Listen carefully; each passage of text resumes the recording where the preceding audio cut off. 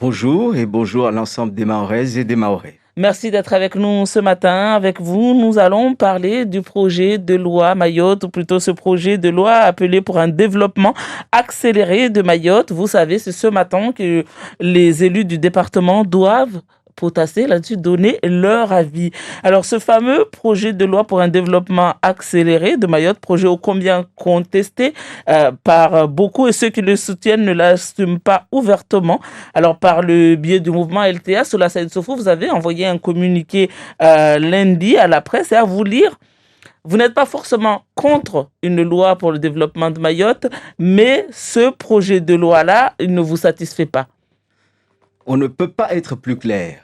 Je suis contre ce projet de loi, contre ce texte, car il est trompeur. Quand son intitulé est développement accéléré, en lisant ce texte, la seule chose que ce texte accélère, c'est le mépris que le gouvernement a envers Mayotte et envers les élus de Mayotte. Ça n'est pas acceptable. Alors, quand je vous ai lancé, je disais que vous n'étiez pas forcément contre l'idée d'un projet de loi pour le développement de Mayotte. Est-ce qu'aujourd'hui, pour développer cette île, avons-nous besoin d'un projet de loi? Nous n'avons pas besoin d'un nouveau texte de loi pour développer Mayotte. Il y a déjà une loi de programmation des années 80 qui aurait pu être actualisée. Il portait déjà développement accéléré, alignement des droits sociaux sur le droit commun. Ces textes n'ont jamais été mis à jour, ni appliqués. Voilà pourquoi ce nouveau texte est à ce stade inutile. Comment expliquer alors qu'on ait un texte comme ça? Pourquoi le gouvernement a lancé ce projet de loi? Et surtout qu'au début, il y avait des élus locaux, aujourd'hui ils sont beaucoup moins à l'assumer, mais il y avait des élus qui soutenaient. Ce que nous attendions de ce texte, ce sont des moyens pour assurer notre sécurité. Ça, c'est ce que nous attendions. Et nous proposons, vous le savez, beaucoup de choses sur la question de la sécurisation de nos frontières avec Frontex. Nous attendions des moyens pour développer Mayotte, les moyens notamment de nos collectivités territoriales qui sont totalement en slip actuellement. Les collectivités sont exsangues. On attendait des moyens pour améliorer la situation de notre économie, accompagner nos entreprises. Nous n'avons rien et nous attendions surtout, et c'est le propre d'un département, l'alignement des droits sociaux. À la place, on nous parle de tendre vers. Non, on ne veut pas tendre vers. Ça fait 30 ans, ou plutôt presque 40, qu'on dit aux Mahorais qu'on met la charrue avant les bœufs. Mais ça fait 40 ans qu'on ne voit pas les bœufs. Ou peut-être les Montbéliards de la Chambre qui sont arrivés il y a quelques années. Soyons sérieux. Ce que nous attendons, ce sont les moyens de notre développement. Et ce texte ne comporte pas de mesures particulières pour le développement économique de Mayotte. Justement, en parlant de développement, il y a la création d'un établissement public de délégation de maîtrise d'ouvrage. Et hier, sur ce point, Thomas Msaïdié, maître de conférence en droit public, parlait d'un établissement qui viendrait se substituer au département région de Mayotte. Est-ce que vous partagez cet avis? Au-delà de le partager, je suis scandalisé. Le gouvernement a tenu pendant longtemps un discours disant que nous manquions d'ingénierie. J'étais déjà assez interloqué, mais voir une traduction législative de ce discours est tout à fait choquant. Qu'est-ce qu'on dit aux collectivités et à l'ensemble des Mahorais? Puisque vous ne savez rien faire, nous allons créer un établissement qui va faire à votre place. Moi, je m'insurge contre une telle approche qui est un déni de démocratie. Nous avons des élus qui sont en place et qui ont des collectivités à faire fonctionner. Quand l'État a voulu aider au renforcement de l'ingénierie de nos collectivités, on l'avait fait dans le cadre de l'État civil. On n'avait pas créé un établissement public pour cela. On avait mis de l'ingénierie au cœur des collectivités en envoyant dans les collectivités, les communes, des officiers d'état civil. Là, on a pu, depuis l'intérieur, accompagner les collectivités. Donc, on ne peut pas revenir 30 ans en arrière en nous disant qu'on ne sait pas régler la question des renforcements des capacités. Mais du coup, ça serait quoi aujourd'hui le but de l'État par ce projet de loi qui est décrié aujourd'hui, par ce qui est proposé en revenant sur cet établissement public? Quand on lit dans les détails, hein, on peut être un peu choqué, j'ai envie de dire. Cet établissement pourrait acquérir au besoin par voie d'expropriation ou de préhension les biens de toute nature immobilier et mobilier nécessaires à la réalisation des infrastructures et équipements publics dont il est chargé. Vous dites quoi? Mais c'est bien le problème. Les Mahorais demandent de l'égalité et le texte se propose de les exproprier. C'est quand même un comble. Moi, ce que je dis, c'est que si on veut aider Mayotte, et j'avais compris que c'était l'idée initiale du texte. En aidant Mayotte, on aide leur collectivité à assumer leurs responsabilités. S'il y a des lacunes, et il peut y en avoir, parce que nos collectivités sont en grande difficulté financière, il faut les aider de l'intérieur. Il ne faut pas organiser, via cet établissement nouveau, l'expropriation des terres des Mahorais et l'expropriation des compétences des collectivités locales. Ça n'est pas ce que les Mahorais ont demandé. Les Mahorais veulent qu'on les accompagne, pas qu'on les traite comme des gamins. Est-ce qu'aujourd'hui, c'est encore possible d'arrêter la marche de ce projet de loi qui devrait être présenté en Conseil de ministres dans les jours à venir? On peut le stopper si le Conseil départemental, tout à l'heure, à l'unanimité, a le courage de dire non à ce texte. S'il y a des hésitations ou un vote favorable, eh bien nous sommes foutus. Et moi, ce que je propose, et je l'ai écrit dans notre communiqué, c'est de demander au gouvernement d'ajourner l'examen de ce texte et d'ouvrir des négociations sur le fond. On nous a demandé de donner notre avis, on l'a donné. On nous a donné tout ce qu'on n'a pas demandé et tout ce qu'on a demandé, on nous l'a refusé. Non.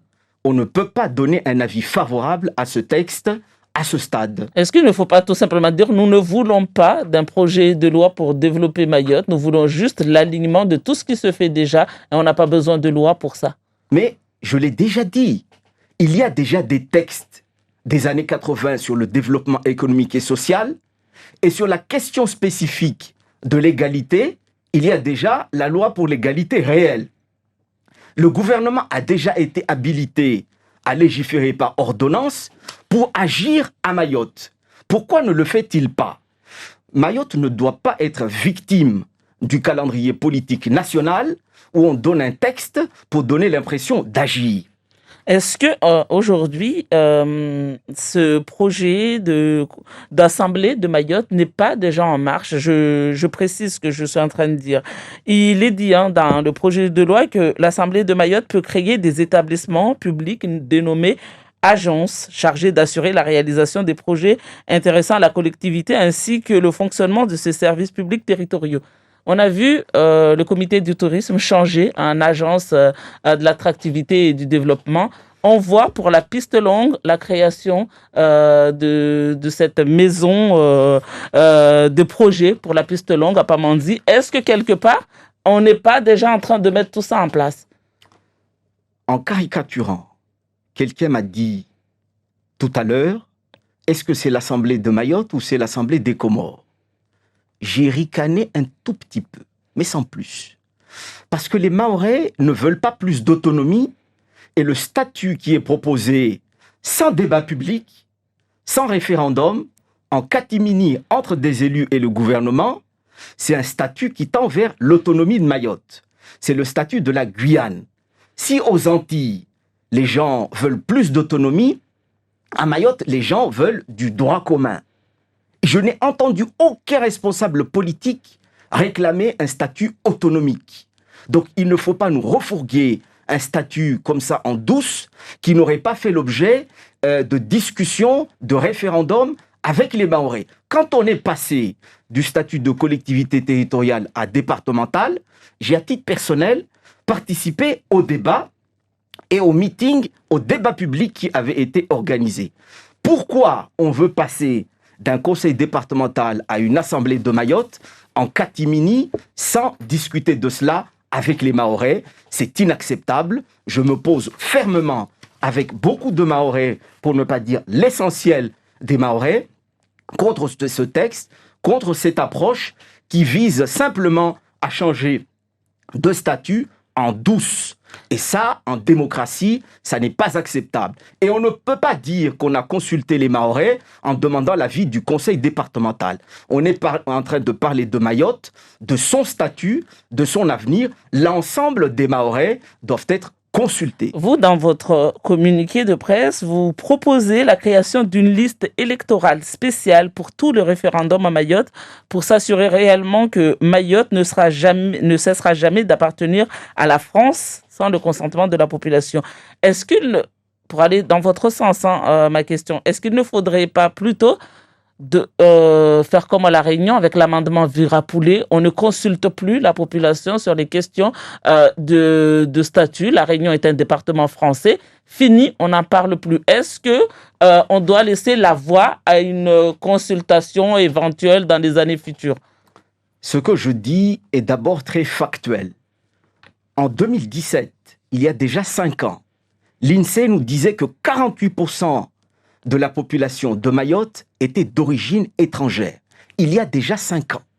Avec 10 000 naissances par an depuis 5 ans, imaginez ce que nous avons fait comme évolution de population étrangère. Pour ça que je disais, est-ce qu'il ne faut pas dire pourquoi vous ne proposez pas qu'il n'y ait plus jamais de consultation en ce sens? Non, je sais qu'il y en aura, parce qu'on n'est pas à l'abri de traîtrise comme ce texte. Et puisqu'il y en aura, ça peut être sur des sujets d'ordre plus général, pas simplement statutaire. Mais quand on s'apprêtera à consulter les Mahorais, moi je veux être sûr que ce sont les Mahorais qui s'expriment. Ces choses-là se font déjà dans d'autres territoires d'outre-mer, notamment en Nouvelle-Calédonie, et je veux que quand on s'apprêtera, et c'est ce que je demande pour ce texte, si on veut changer de statut, qu'on consulte les seuls Mahorais. Vous parlez de traîtrise, pour revenir sur ce que vous êtes en train de dire, que par le biais de ce texte, vous considérez que, en tout cas, ce gouvernement est en train de trahir tout le vœu de Mahorais jusque-là? Les Mahorais veulent être respectés. Ce texte nous insulte en nous disant que nous ne savons rien faire, et puisque nous ne savons rien faire, on va créer un établissement qui fait à notre place. Les Mahorais demandent de la sécurité, et il n'y a pas de sécurité dans ce texte. On a écouté les Mahorais, mais on ne les a pas entendus. Comment vous appelez ça? Quand pendant 3 mois, on n'a pas laissé souffler les Mahorais en leur demandant des contributions, des avis, et qu'au final, ce texte est tout le contraire de ce que tout le monde a dit pendant plusieurs mois. Non, moi je ne suis pas d'accord.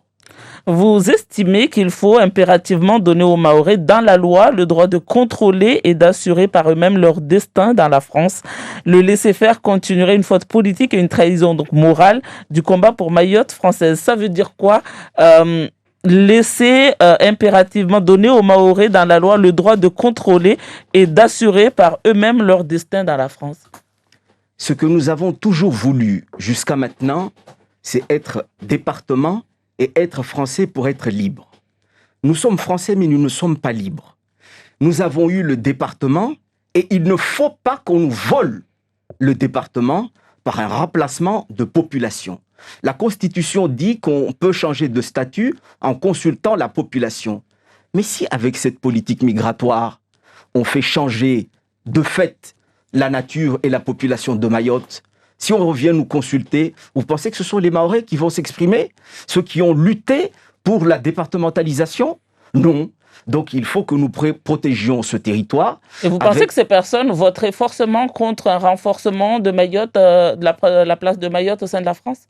Nos voisins n'ont pas cessé de réclamer Mayotte. Ça, c'est la classe dirigeante comorienne, mais ça ne dit pas que la population de base veut la même chose. Nous n'avons pas le droit de prendre le moindre risque suite à 50 années de combat qui a coûté la vie à beaucoup de Mahorais.